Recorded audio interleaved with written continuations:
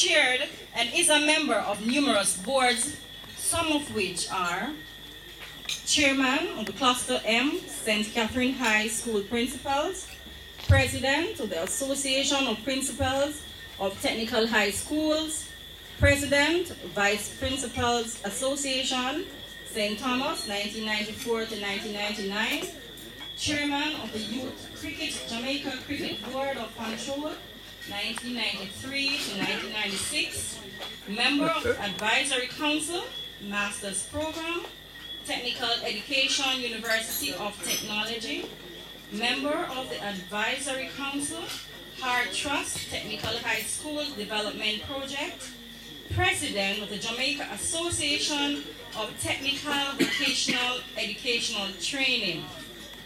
As with his contribution to community development, the Society is equally reciprocal, acknowledging his commitment. The following are just a few of the dozens of awards that have been bestowed on him. Most Outstanding Educator, Citizens of North St. Catherine, 2006. University of Technology Roll of Honors Award for Alumni Excellence, 2004.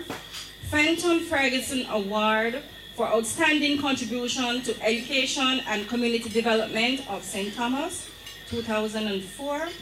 LASCO Principal of the Year nominee, 2009. Prime Minister's Medal of Appreciation for Service to Education, 2009. Mr. Clarke's civic mindedness also manifests itself in his contribution to service clubs and organizations. He is a charter member of the Optimist Club, served as director of the Lions Club of North St. Catherine, and was also a member of the JC's movement. An avid sports enthusiast who has a passion for politics.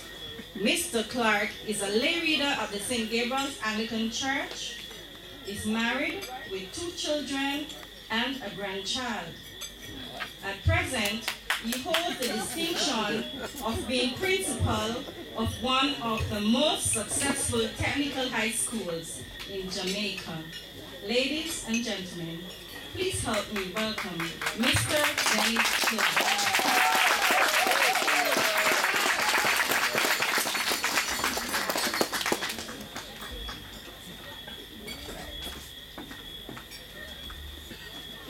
Hey, listen, it's not everything you hear you're to believe. I didn't say what she says is not true, but I'm saying it's not everything you hear that you're to believe. Thank you, Ms. Buddo. Ladies and gentlemen, my idea of coming here tonight is probably quite different from what you're all expecting of me.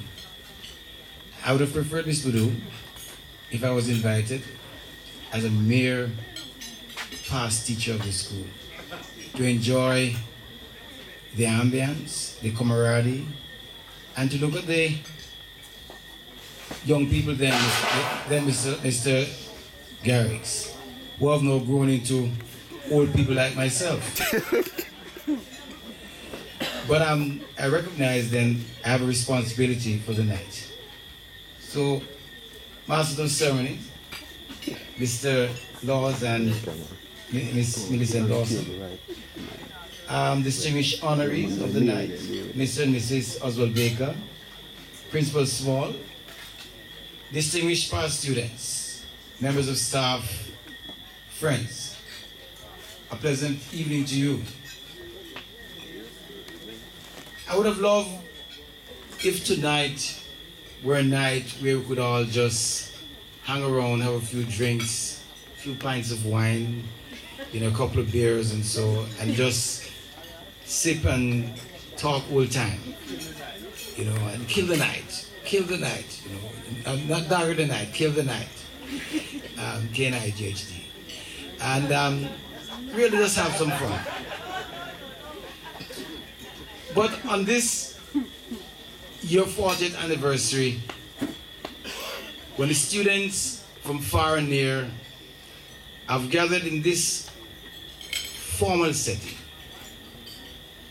and where it is clear that some persons have gone way out to prepare for us in this fashion. So let me start by saying I want to give recognition to the organizing committee who have put effort for this function tonight. It is worth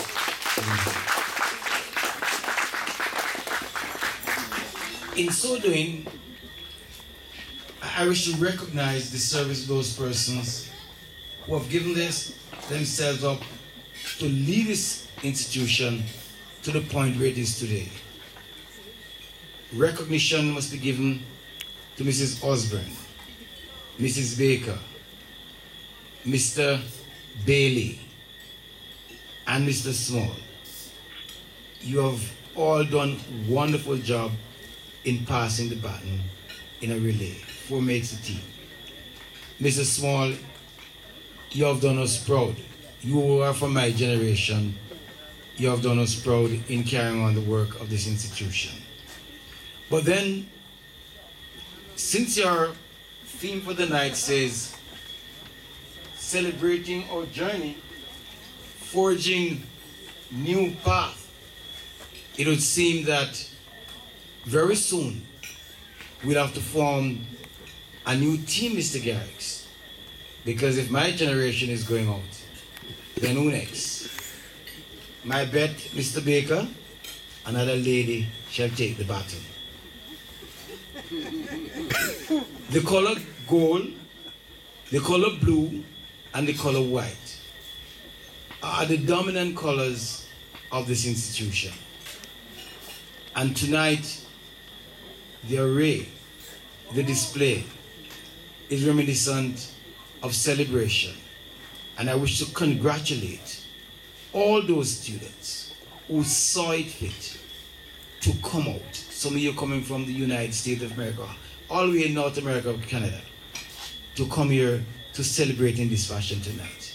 You deserve the loudest applause. So let us put our hands together for them.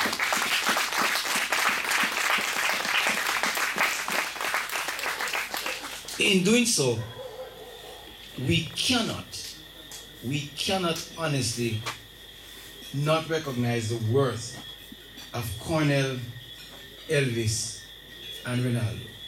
Gentlemen, you have forged that pathway. There is no need to even go further.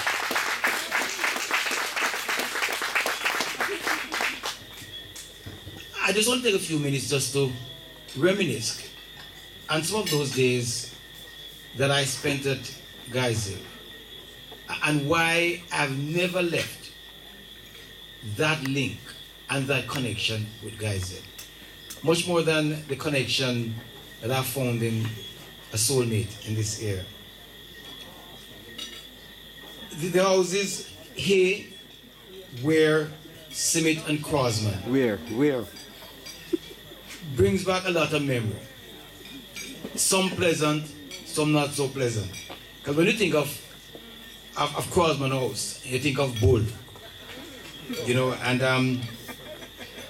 I asked the present principal, in whose honor was the house Hay named? And he couldn't tell me.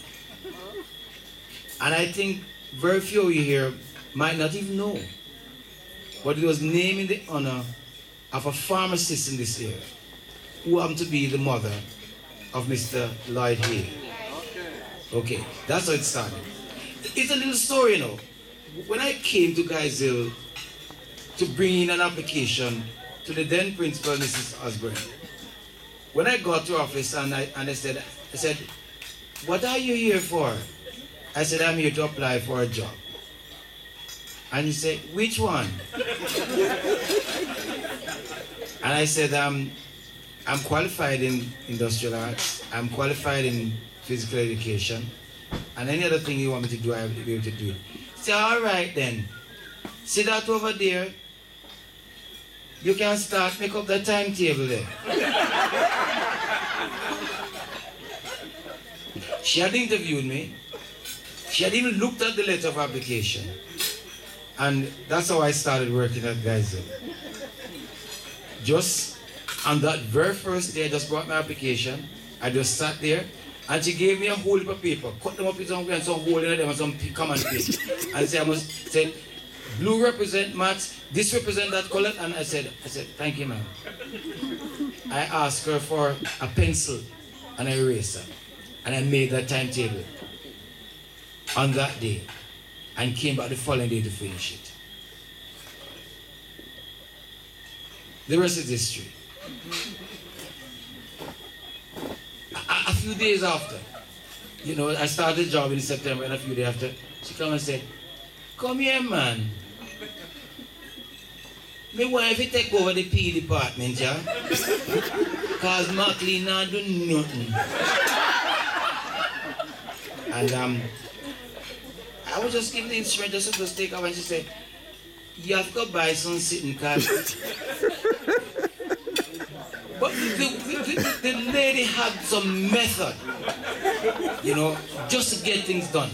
You can't say no.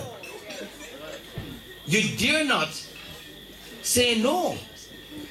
And no was never expected to be an answer. And so, I know how the whole business of the school started. I know it became a new technical high school, and it was a glorious time.